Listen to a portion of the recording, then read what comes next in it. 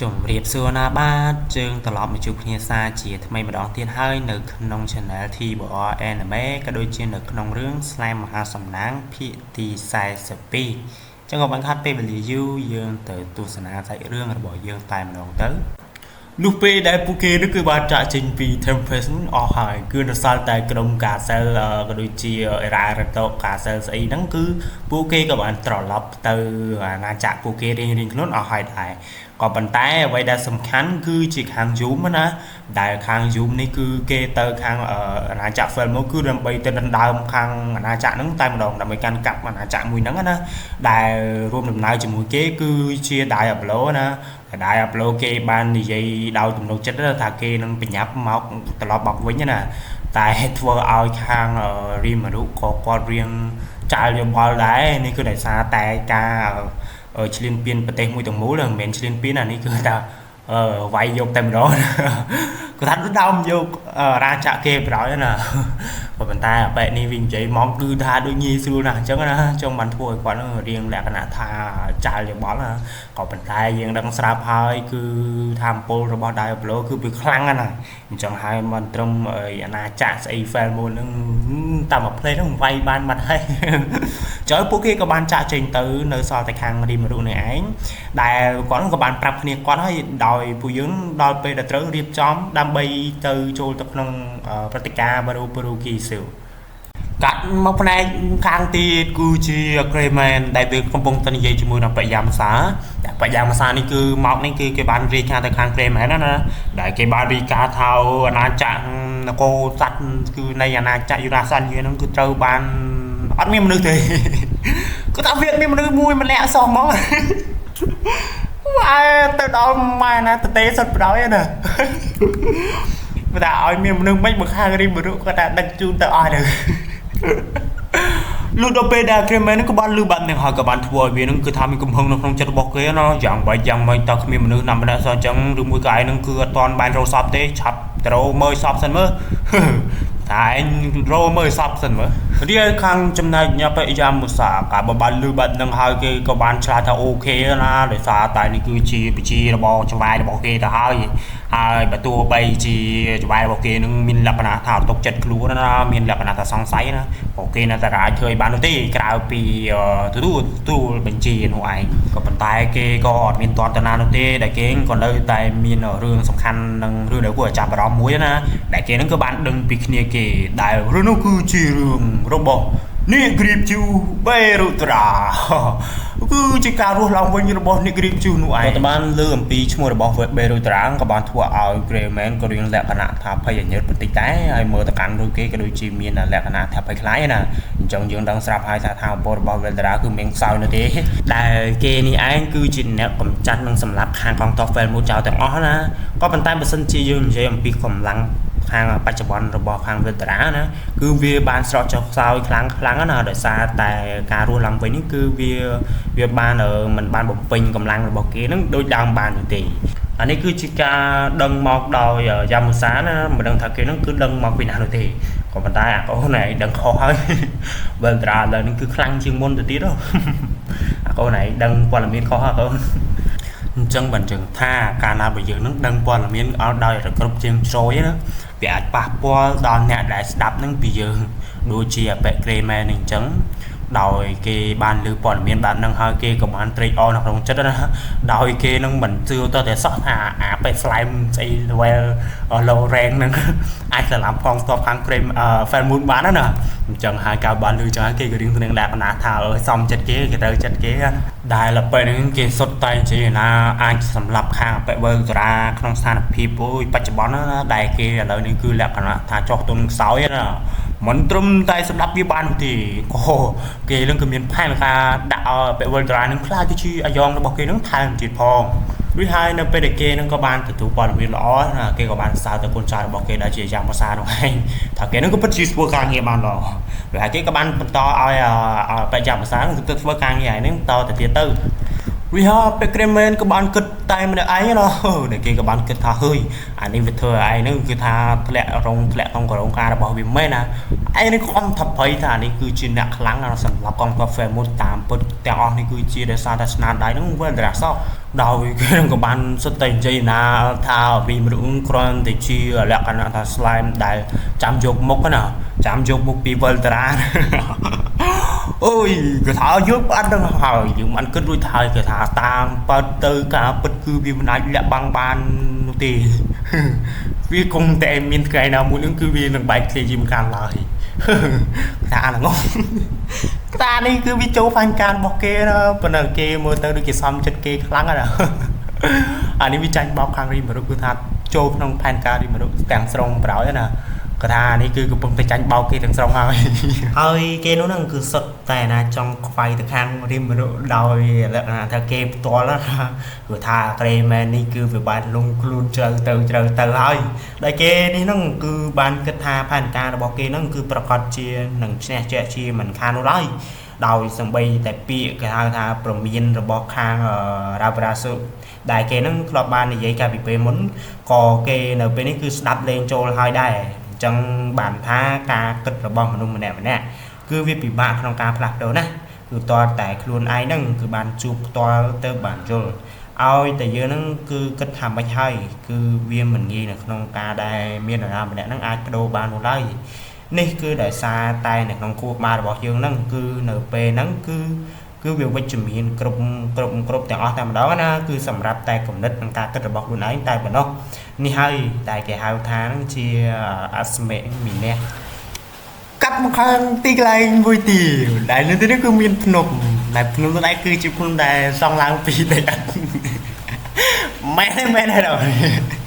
អញមិនចេះថាđây nó không nâng cô chi lẹ cái nạ thà miền là cái gì bờ sạt bọc hàng mấy nè stream này đại kia nó cứ có phong tay cô gì liêm nó có sập tay hàng ở mi điểm các bạn bắt phi cho một cái tem đó nó cả thà liền mơ từ đôi chi sờ bài chân phải nhập phong đáy nè đây nhưng mà thì nó cứ đập bay ụt vì nó sẽ ụt ông có phe cái nhám tay phi năng nuôi cái căn ở mình nè xây mình nè này na tại những cú chi thì mình lọt free năng ngoài ở đây dân đang hai tham được mình lọt ở mình nè xây đến cứ chưa được mình lọt free na tại chạy nó cứ chạy nó đào co chạy chạy thử bao nhung đào co chạy nhung không tục cũng vẫn kháng nè bàn thì chỗ xây đưa bao giờ tiết tầm lòng tay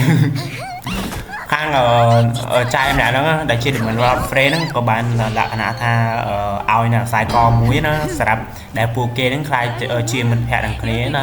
đòi khang ở mi điểm co hạ bên chia từ trong từ tua dọa xài con phần màn tê bàn tay đó cho lan tới đòi những lược lan tha phu dưỡng chia ở đòi lại nó chia cái đồ mình tập hiệp kia chứ nè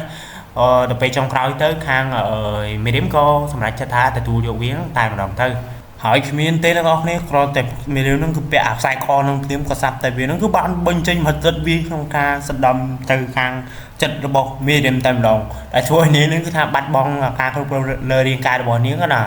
ประตูมองจุดกับบ้านนึงทายีเปะกับบ้านโยนี่คือทางทั่วกาเอาทางเทรแมนเตะดอกทางเทรแมนนึงกับบ้านใจเมาก็ได้ดอกเกี่ยวกับปฏิบัติซ้อมจัดระบบเกี่ยวนึงครั้งเป็นเต้นได้ทางเฟรนคือบ้านthực ca gì nóบ้านcái thà trong mình dân cái thà dương cầm sơi tập chặt thà mệt bẹ bật ấy hàng pe cười đấyคือโดยทางมีดิมจังจังกลายtừ cái thà bật mất ra hả nhé hai mà đó lại cho đấy nó chấm puội mình cười mình cái thà vì mình chỉ phiền đại dương toปีใส่เดือนบ่ยังเตะอันนี้กรอนแต่จีพีได้เกนั่นคือบ้านปะหานเจอปีไฮพอดได้มีนิ้มนั่นคือเตอบ้านtừ Việt Nam lơ anh ấy trả ở Urasan gì ở cứ để xa tại hạt Paul này hỏi từ nếu nó thật cao ca ở group rong là bọc hàng Kremen đại chỉ hạt vừa ao Kremen nó ban chia nhưng ai chia nó ban tạm chất hai trong này ai muốn đại học các bạn nó kia ban chạy tha ở cho hòa từ lực rất lơ ấy nó phải chia mấy nó cứ bọc lại kho phải chạy cái tê rồi coi dạng này dạng mấy tê là xa tại mình đang chia dạng mấy đại tại dương bạch khóa tới dương đăng thà tại dương nó cứ ở khang เกรย์แมนก็បានលេខដើម្បីដល់បានគ្រប់គ្រងទៅខាងមីឌីមឲ្យនាងទៅដើរបំផ្លាញដើរអីប្រទេស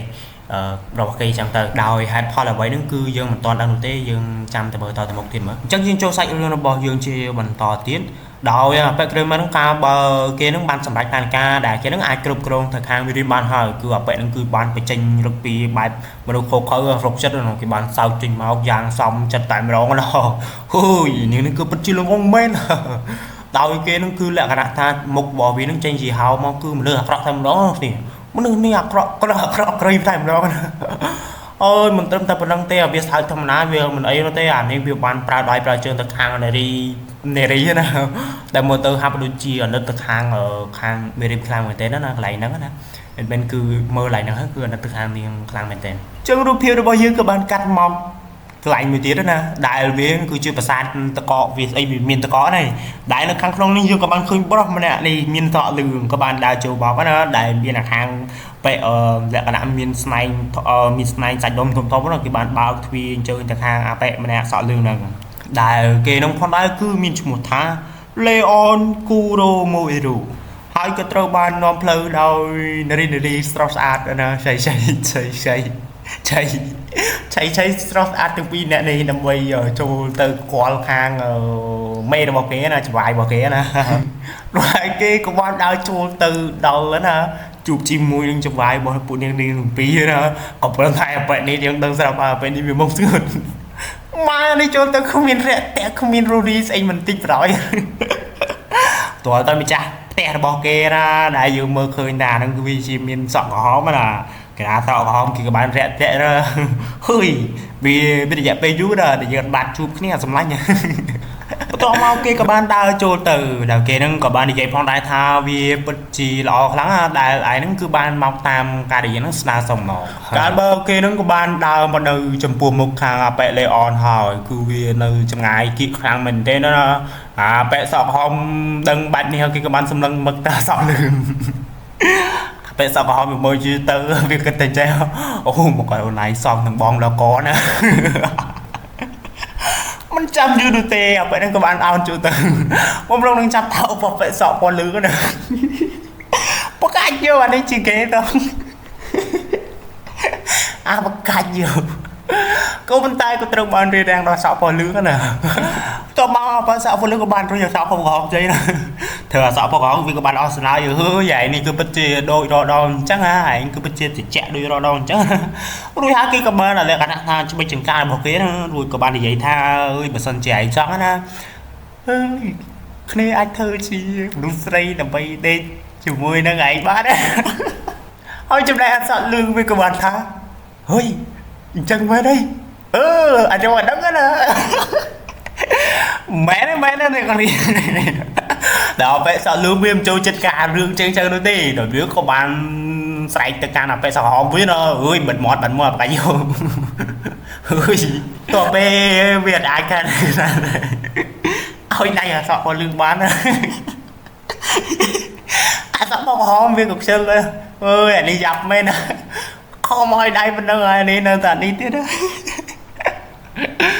ចឹងហើយវាក៏បានលក្ខណៈថាអើយយើងទៅរកកន្លែងផ្សេងនិយាយគ្នាដើម្បីស្ងប់ស្ងាត់ហើយលុះដល់ពេលគេនោះក៏បានរកកន្លែងអង្គុយបានហើយអាងប៉ែសក់ពលលឿងគេអត់ចាំយូរនោះឡើយដោយសារតែគេនឹងគឺក៏មិនមែនជាមនុស្សដែលមានពេលវេលាចំណាយអត់ប្រចាំនោះទេដូច្នេះហើយគេក៏បានសួរទៅអាស័យពណ៌ក្រហមថាហើយហ្នឹងហៅអញមកធ្វើអីតទៅពេលបានលើចឹងទៅអាប៉ែសក់ក្រហមគេក៏ខ្ជិលញ៉ាំច្រើនទៅដែរដូចគេនឹងក៏បានពយល់ពីរឿងហេតុអីគេហ្នឹងគឺចង់និយាយណាតែគេនឹងគឺឆ្ងល់ខ្លាំងមែនទែនថាហេតុអ្វីទៅបានជា Demon Lord មីនេះគឺជា Demon Lord ដែលជា Demon Lord ដែលចាស់ម្នាក់ណាមានកម្លាំងខ្លាំងមានថាពោខ្លាំងដូចជាគេម្នាក់ផងដែរក៏ប៉ុន្តែមិនក៏ទៅគ្រប់គ្រងអំពីខាង Treman ទៅវិញដោយយើងបានដឹងស្រាប់ហើយថាអ្នកដែលគ្រប់គ្រងទៅខាង Treman ដើម្បីឲ្យប្រពឡើងនៅវិធីវរុប្រុគិសុនឹងឡើងគឺមានMiriam ហើយនឹង Grey ណាអញ្ចឹងគេក៏ពិតជាមានការងើយឆ្ងល់ថាហេតុអ្វីបានជា Miriam ធ្វើអញ្ចឹងហើយចំណែកអាប៉ែលីអូដែលជាប៉ែសក់លឿងដែលគេនេះក៏មានលក្ខណៈថាងើយឆ្ងល់ដូចគ្នាដល់ហើយគេក៏បានចាក់បដ ாய் តែម្ដងទៅដល់គេក៏បាននិយាយថាហើយរបាយការណ៍ដែលថា Demon Lord Carrion នោះគឺបានស្លាប់គឺវានឹងមិនពិតទាំងស្រុងនោះទេអាប៉ែសក់ក្រហមក៏បានចំអកទៅថាហើយឯងគឺពិតជាដឹងរឿងនេះដែរតើអាសក់ពណ៌លឿងក៏នៅទៅធ្វើមុខស្មើទៅដែរដល់គេក៏បានលើកឡើងទៀតថា អាប៉ែគ្រីមែននេះគឺជាមនុស្សដែលអាក្រក់ម៉ែនេះលើកឡើងតប៉ែដល់វានឹងគឺបានធ្វើហួសព្រំដែនវាហើយវាថែមទាំងបានលក្ខណៈថាបៀតបៀនមកកាន់ខ្ញុំណាដល់វាបៀតបៀនខាងខ្ញុំដោយមិនទុកផោះតាំងណាមួយឡើយអានេះយើងដឹងមួយទៀតហើយថាប៉ែនឹងក្រេមហ្នឹងគឺថាបៀតបៀនតាមផ្លូវណាទៅការណាប៉ែលីអូនេះយើងអត់ដឹងផងដូចសាច់រឿងមុនដូចគេបានប្រាប់ផងក៏ប៉ុន្តែប៉ែលីអូក៏បានលើកឡើងអញ្ចឹងណាអញ្ចឹងយើងស្ដាប់តាមនឹងសិនទៅវាហើយយើងចូលសាច់រឿងរបស់យើងវិញមកតែប៉ែសក់ពលលឿងវានៅទៅឆ្ងល់ខ្លាំងមែនទេណាដែលខាងមេរៀមនឹងគឺត្រូវបានគ្រប់គ្រងដោយខាងប៉ែគ្រីមែនយ៉ាងមែនតែនាងគឺបានធ្វើឲ្យលក្ខណៈថាសកម្មភាពលក្ខណៈបែបផ្ដេសផ្ដាសណាអានេះគឺជាការសង្ស័យរបស់ប៉ែសក់លឿងដល់គេនឹងក៏បានសួរទៅខាងប៉ែសក់ក្រហមចំណែកប៉ែសក់ក្រហមក៏បានសួរគេបានសួរអញ្ចឹងហើយណាអានេះគឺអត់ដឹងអីសោះហ្មងក៏ថាវាបានឆ្លើយថាវាអត់ដឹងផងបើសិនណាជានិយាយពីរឿងជំនាញខាងទីអំពីអាកប្បកិរិយាណាខ្ញុំគឺថា0គឺថានេះគឺជាចំណុចខ្សោយរបស់ខ្ញុំណាអានេះសក់ពណ៌ក្រហមវាបាននិយាយអញ្ចឹងមែនណាអ្នកគ្នាហើយបន្ទាប់មកប៉ែសក់ក្រហមក៏បានឃើញថាប៉ែសក់ពណ៌លឿងនឹងក៏ហាក់ដូចជាមានចំណាប់អារម្មណ៍ក្នុងការចូលរួមទៅក្នុងកម្មវិធី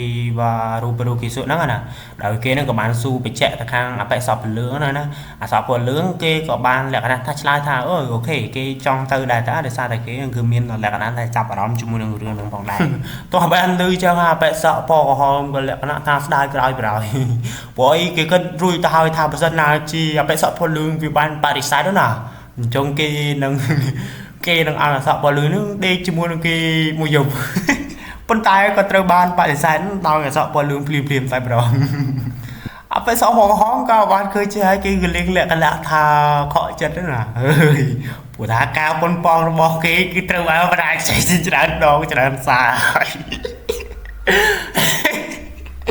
តោះពេលចឹងទៅគេក៏បានសួរលក្ខណៈថារឿងផ្សេងណាដែលគេបានសួរទៅការអសក់ពលលឿងថាអើយឯងមានដឹងអំពីព័ត៌មានអំពីរីមរុដែរឬក៏អត់អសក់ពលលឿងគេបាននិយាយថាដល់គេនឹងគឺអត់បានខ្វល់នោះទេដរាបណាដែលរីមរុគឺមានថាពលគ្រប់គ្រាន់ណាដើម្បីខ្លាចជា Demon នោះគេនឹងអត់ខ្វល់នោះទេប៉ុន្តែរឿងនេះផងដែរគឺជារឿងដែលខាង Agreement គឺបានលើកឡើងណាដែលគេកំពុងលើកឡើងថាតាំងពីមរុគឺអត់មានថាពលគ្រប់គ្រាន់ដើម្បីខ្លាចជា Demon នោះទេក៏ប៉ុន្តែខាងអសក់ពលលឿងវាខ្វល់ទេឲ្យតែរីមរុគឺមានថាពលអាហ្នឹងគឺគេយល់ព្រមគេអត់ខ្វល់អីទេរួចហើយនៅពេលបន្ទាប់ប៉ែសក់ពលលឿងគេក៏បានលើកឡើងអំពីរឿងរបស់ការភ្ញាក់ឡើងវិញក៏ដូចជាការរស់ឡើងវិញរបស់បេរុតារ៉ាណាក៏ស្របពេលដែលក្នុងគណៈពេលហ្នឹងក៏មាននារីម្នាក់ក៏បានលេចចេញពីខាងណាក៏មិនដឹងនោះទេបានលេចចេញមកដោយនាងគឺបានចាប់អារម្មណ៍អំពីរឿងនៃការបេរុតារ៉ាហ្នឹងក៏បានរស់ឡើងវិញណាកាលអានឃើញបានទៅហើយអាប៉ែសក់ពលលឿងដែលជាអាប៉ែលេអនគេក៏មានការព្យាបាលណាដែលគេស្ទើរតែភ្លេចទៅហើយថាមានវត្តមានរបស់នាងម្នាក់ហ្នឹងនាងសក់សណានាងសក់សក៏នៅនឹងដែរអញ្ចឹងយើងមិនស្គាល់ពីអត្តសញ្ញាណរបស់នាងទីទៅដល់ប៉ែលេអននឹងវាក៏បាននិយាយថានាងនេះគឺជានិករីណានិករីមួយនៅក្នុងនិករីទាំង4ដែលបាននៅសល់ឬជានៅរស់ណាដែលនាងនឹងមានឈ្មោះថាបេរុសាទក៏ថាឈ្មោះរបស់នាងគឺដូចជាមួយនឹងវិលតារាខ្លាំងមែនទេណាថៃមិនដូចបើពួកគេគឺជាបងប្អូននឹងគ្នាណាគឺថានាងម្នាក់នេះគឺជាបងស្រីរបស់ខាងបេរុតារាណាអំឡុងពេលដែលប៉ែសក់ពលលឺនឹងគេបានរៀបរាប់ណានាងនឹងក៏បានដើរតម្រង់មកអង្គុយកៅអីជាមួយនឹងប៉ែសក់ក្រហមហើយបើសួរថានាងនឹងជាមួយនឹងប៉ែសក់ក្រហមមានតំណែងក្នុងបានណាស់មានដឹងអើយតាមពិតទៅពួកគេគឺជាដៃគូធម្មតានោះទេគឺវាអត់មានអីដែលស៊ីជម្រៅទេមែនអេអត់មានក៏រៀងស្ងស័យដែរសើប៉ែសក់ក្រហមនេះណាស្រីក៏បានប្រុសក៏បានមែនអូគ្នាអត់មិននិយាយលេងទេដោយនាងសក់សដែលជានាងបេរុសាទនេះក៏បានលក្ខណៈថានិយាយឌឺដងផ្លែផ្កាទៅកាន់ប៉ែសក់ពលលឿងលេអននោះថាហើយលោកឯងនេះគឺបានភ្លេចខ្ញុំហើយទេអើយលោកឯងនេះគឺដូចតិចដូចតែរត់ដល់អញ្ចឹងលោកឯងនេះគឺថាមុខក៏មើលដូចតែរត់ដល់អញ្ចឹងប៉ុន្តែអត់មានសរសើរខាងចែនឹងមួយណាគឺថាខ្ជិលខ្លាំងមែនទែនគឺថាទាំងសំឡេងទាំងមុខមាត់ណាគឺថាអាចប្រើការបានអាបកាច់អានេះដូរសំឡេងភ្លាមបណ្ដោយអាបកាច់យកនេះគិតតែរឿងចឹងផងមែននឹងចូលទៅថាទេឥឡូវអ្នកទាំងអស់គ្នាសាស្ដាប់សំឡេងមើលあらあら私を忘れているなんて相変わらず冷យើងចូលសា た យ い រឿង 人 របស់យើង ね វិញទៅដែលនាងនឹងក៏នៅតែបន្តទៅដល់ទៅកាន់អបិសពលលឿណាហើយខ្ញុំពិតជារីករាយខ្លាំងណាស់ដែលបានឃើញមុខរបស់លោកថាអបិសពលលឿដែលជាអបិលើអនក៏បញ្ចាញ់វាចាដែលគេក៏បាននិយាយទៅវិញថាហើយចឹងមែនទេអញ្ចឹងខ្ញុំក៏រីករាយខ្លាំងណាស់ដែរដែលភ្នែករបស់ខ្ញុំនឹងបានឃើញមុខរបស់នាងហ្នឹងហើយចូលមកពេលនេះឌឺដងបានដូចរបស់គេrồi haiពួកគេក៏បានបញ្ឈប់អាការឌឺដងហ្នឹងណាគឺគេក៏បានជួយជាការវិញម្ដងនាងសសក៏បានសួរទៅកាន់អាបេសពណ៌លឿងណាដោយនាងហ្នឹងគឺបានឈប់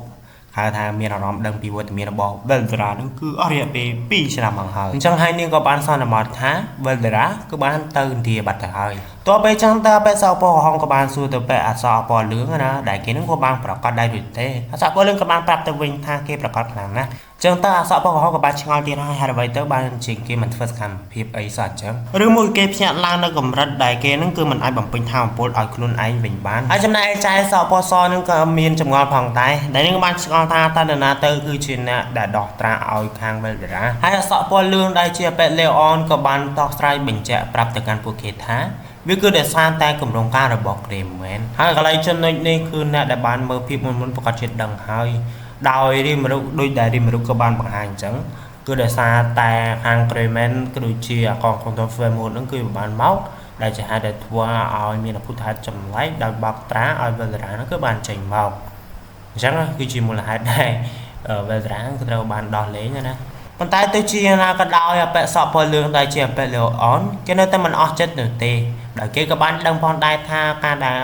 Veldra គឺបានបាត់ខ្លួននោះគឺដោយសារតែមាននរណាម្នាក់គឺបាន transport ឬក៏បានដឹកជញ្ជូនគេនឹងចូលទៅក្នុងកន្លែងណាមួយដែលអត់កំបាំងដែលមានក៏បានដឹកជញ្ជូនរួមទាំងត្រាដែលបានបិទចប់ទៅកាន់ Veldra នឹងថែមទៀតផងហើយករណីមួយនេះមិនចាំបាច់ admin ប្រាប់ហ្នឹងក៏អ្នកទាំងអស់គ្នាអាចស្មានដឹងដែរគឺគ្មាននរណាទេក្រៅពីរីមរុដែលគាត់ហ្នឹងក៏បានលេបយក Veldra ហ្នឹងគឺទុកចូលទៅក្នុងពោះឬក៏ទុកចូលទៅក្នុងកន្លែងណា admin ក៏ដឹងដែរគេថាបែបនេះគឺមានវិតាមីន skill ខ្សែលើហ្មងណាវាមិនដែរមកណាលេបយូម៉ែលេបយកគេអត់ឯងអស់អាណាខ្លាំងប៉ុណ្ណាក៏អាចលេបបានដែរ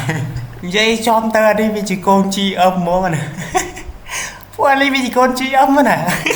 អញ្ចឹងយើងចូលសាច់រឿងរបស់យើងវិញហ្មងដែលពួកគេទាំងពីរនាក់ហ្នឹងគឺមានការសង្ស័យទៅលើខាងរីមរុដែលគេហ្នឹងគឺជាអ្នកដែលបានដោះត្រាទៅកាន់ Veldra ហើយបើសិនណាជាពួកគេហ្នឹងគឺចង់ដឹងអំពីរឿងរ៉ាវទាំងអស់ហ្នឹងកាន់តែច្បាស់គឺពួកគេត្រូវតែទៅទស្សនានៃទស្សនីយភាពដោយរស់រវើកនៅក្នុងព្រឹត្តិការណ៍វរុពរូគីសហើយក្នុងអំឡុងពេលហ្នឹងអបិសក្រហមកាយ Crimson ក៏ដូចជានាងសស Berusat ក៏មានលក្ខណៈងឿងឆ្ងល់ណាហេតុអ្វីទៅបានជា Veldra ហ្នឹងគឺស្ដាប់បង្កប់ខ្លាំងដូចនោះហើយហេតុផលដែលពួកគេនឹងក៏បានចង់ដឹងបែបនេះគឺដោយសារតែពួកគេគឺចង់បាន Veldra ហ្នឹងមកខាងពួកគេប៉ុន្តែអបិសពណ៌លឿងដែលជាអបិ Leon គេអត់បានស្គាល់គាត់នោះទេថាតាណាគឺចង់បានអបិ Veldra ហ្នឹងទៅខាងពួកគេយ៉ាងណានោះក៏ដោយក៏គេនឹងមិនខ្វល់នោះទេដែលគេនៅពេលនេះគឺសុំចាក់ចេញសិនហើយដោយសារតែគេនឹងគឺថាអស់រឿងហេតុដែលអបិសពណ៌ហមនោះគឺចង់ដឹងចង់សួររួចទៅហើយកាលបើអបិសពណ៌លឿងនឹងកំពុងតែចាក់ចេញសពណ៌ហមគេក៏បានសួរណាដែលគេក៏បានសួរសំណួរដ៏សំខាន់មួយណាហើយតើគោលដៅនៃការកោះហៅរបស់ឯងហ្នឹងគឺវាដំណើរការរីកចម្រើនទៅយ៉ាងណាហើយអបិសពណ៌លឿងគេក៏បានឆ្លើយទៅវិញថាអើយវាទៅតែមិនទាន់ល្អអីនៅឡើយនោះទេដោយសារតែវានឹងគឺមានការរារាំងចំណែកអសពកហក៏បានឆ្ងល់ថាហេតុអ្វីបានជាគេនឹងមិនកំចាត់ឧបសគ្គមួយនេះចេញទៅហើយអសពលឿងក៏បានប្រាប់ទៅវិញថាឧបសគ្គមួយនេះគឺជារីមរុនោះឯងតើបានលើបាននឹងទៅក៏បានធ្វើឲ្យអបិសក្រហមគឺមានការភ្ញាក់ផ្អើលចឡើងទៅគេកាន់ចែកចាប់អារម្មណ៍ខ្លាំងណាស់ចំពោះការដែលចូលរួមទៅក្នុងកម្មវិធីវរុពរុគីសុតើពេលបានឃើញថាអសពលឿងគឺបានដឹងព័ត៌មានច្រើនគេក៏ចង់ដឹងខ្លាំងមែនទែនថានរណាទៅគឺជាអ្នកប្រាប់ព័ត៌មានទាំងអស់នេះមកកាន់អបិសពលឿងអបិ Leon ក៏បានប្រាប់ថាវាគឺជាពួកចក្រភពក៏ប៉ុន្តែគេខ្លួនឯងក៏មិនបានស្គាល់ទៅកាន់មនុស្សម្នាក់នោះច្បាស់នោះទេដោយគេនឹងក៏បានអះអាងថាខ្លួនឯងនឹងគឺជាឈ្មោះនោះតែប៉ុណ្ណោះអបិសក្រហមក៏បានឆ្ងល់ថាអបិសពលឿងនេះគឺមានការទុកចិត្តទៅលើអបិនោះតែឬទេអបិសពលឿងក៏បាននិយាយថាហេតុអ្វីទៅបានជាគេនឹងត្រូវទុកចិត្តទៅខាងពួកគេនេះគ្រាន់តែប្រើទៅកាន់អបិឈ្មោះម្នាក់ហ្នឹងគឺគ្រាន់តែប្រើជាប្រយោជន៍ទៅប៉ុណ្ណោះព្រោះអបិសក្រហមគេក៏មានអីដែលត្រូវនិយាយតទៅទេដោយសារតែគេនឹងក៏បានយល់សពគ្រប់អស់ហើយតែគេនឹងក៏បានលក្ខណៈថាលាទៅ កណាពេសពពលឿណាដែលគេនឹងក៏បានលក្ខណៈថាព្រួយបារម្ភទៅការអសពលឿដែលបានអសពលឿនឹងកុំបន្ថយនឹងការប្រុងប្រយ័ត្ននឹងឲ្យសោះតទៅចឹងតើពេសពលឿក៏រីចម្លែកចិត្តដែរដោយសារតែនេះគឺជារឿងកម្រដែលបបសប្រហោបង្ហាញក្តីបារម្ភបែបនេះមកកាន់ខ្លួនហើយក៏បាននិយាយទៅទៅថាមិនចាំបាច់បារម្ភនោះទេយើងនឹងមិនស្លាប់ចោលគោលដៅរបស់យើងដែលមិនទាន់សម្រេចនោះទេហើយសពក្រហមក៏បានត្រឹមតែនិយាយថាអញ្ចឹងលោកគេក៏បានសួរបន្តទៀតថាតើគោលដៅមួយនេះគឺពិតជាសំខាន់សម្រាប់ឯងខ្លាំងណាស់មែនទេហើយសពពលរឿងក៏បានត្រឹមតែនិយាយថានឹងហើយវាគឺជារបស់តែមួយគត់ដែលមានអតិភិបលើសអ្វីៗទាំងអស់នៅក្នុងពិភពលោកមួយនេះរួចហើយភាពមួយនេះក៏សូមចប់តែត្រឹមនេះបាទយ៉ាងម៉េចហើយអ្នកទាំងអស់គ្នាក៏ថាពេលហ្នឹងគឺសាកសម្រាយរៀងលក្ខណៈថាលក្ខណៈថាសង្ខេបណាដោយវារៀងខ្លីប៉ុន្តែadminដឹងខ្លួនឯងថាadminហ្នឹងគឺបានកាត់ច្រើនក៏ប៉ុន្តែក៏នៅតែឲ្យសាច់រឿងហ្នឹងគឺវាបាត់ខុសអត្ថន័យខុសអីគេនោះទេហើយពីសំណាក់adminបាយបាយ